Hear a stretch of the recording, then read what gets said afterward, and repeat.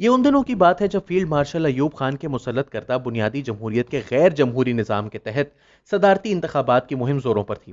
اس election مہم کے دوران جب میاں والی میں جلسہ عام سے خطاب کرنے کی خاطر مادر ملت کے تلا گنگ سے گزرنے کی خبر عام ہوئی تو لوگوں میں جوش و خروش لہر در لہر امڑنے لگا۔ بار بار کے اس اعلان کے باوجود کہ مادر ملت میاں والی جاتے ہوئے تلا گنگ سے گزریں گی، مگر یہاں نہ تو وہ رکیں گی اور نہ کوئی خطاب فرمائیں گی، عوام کا ایک جمع غفیر مادر ملت کی ایک جھلک دیکھنے کی خاطر جمع ہو گیا۔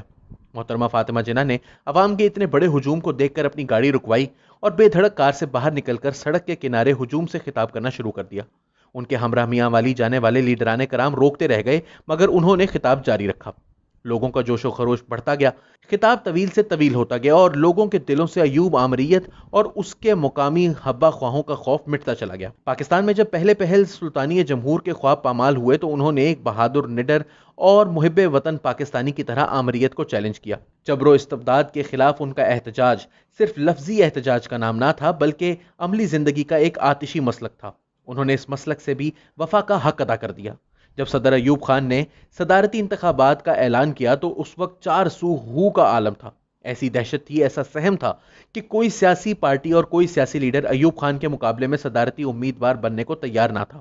مولانا بھاشانی اور مولانا مودودی سمیت پاکستان کی سیاسی پارٹیوں کے رہنما ایک ساتھ مادر ملت کی خدمت میں حاضر ہوئے اور ان سے درخواست کی کہ وہ صدارتی امیدوار بن کر صدر ایوب کے مقابلے میں آئیں۔ چنانچہ مادر ملت نے ان سیاسی پارٹیوں کے اتحاد کی قیادت کا کٹھن فریضہ سر انجام دیا۔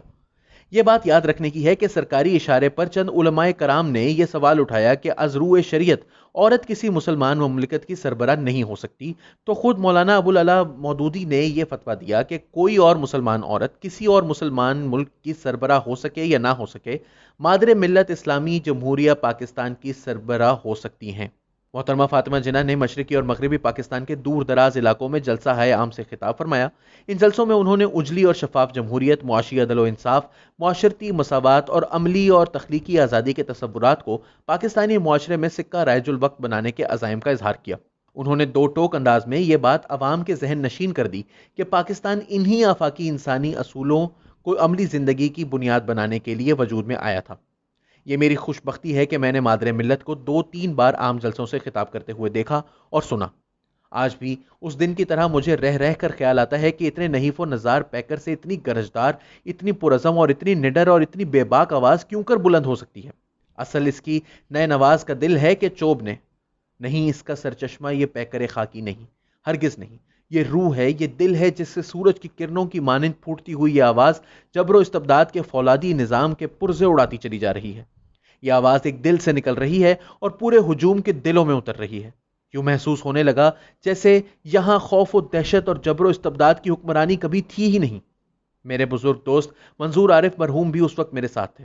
مادر ملت جب ہجوم سے رخصت ہو کر میاں والی کی طرف روانہ ہوئیں تو ہم لوگ پیدل چلتے ہوئے گاؤں پہنچے۔ گھر پہنچ کر مجھے احساس ہوا کہ 2 میل کا سفر ہم نے خاموشی ہی خاموشی میں طے کر لیا ہے۔ جب میں نے اس خاموشی پر تعجب کیا تو منظور عارف نے کہا، چپ، غزل ہو رہی ہے۔ اس غزل کے چند اشعار پیش خدمت ہیں۔